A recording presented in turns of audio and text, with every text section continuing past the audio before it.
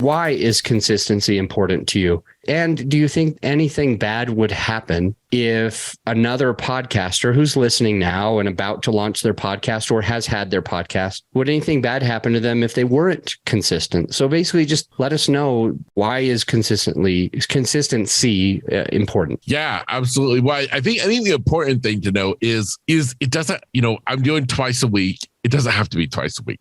It can be once a week, as long as you have that consistency like we're talking about. And I think that is because we have to realize that we may think that our show is little. Maybe we're not reaching the amount of people we want to, but we are reaching people. I don't care if it's 5 people a week. Those 5 people a week are tuning in, just like you tune into your favorite show that comes on TV.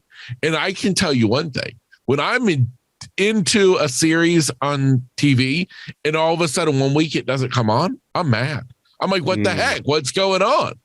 And so to me, we kind of, in a sense, if you think about it, we're putting it out there. We kind of have a responsibility to our audience that we've got them trained to know that we got an episode coming out every Tuesday and Thursday. Well, by golly, we better be sure that we got an episode coming out every Tuesday and Thursday.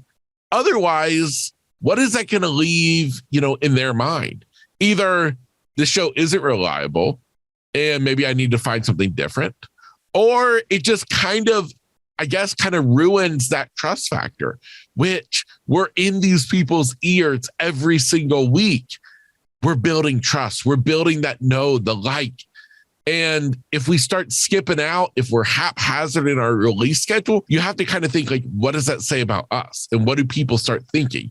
They probably aren't viewing us as a professional who they're tuning into.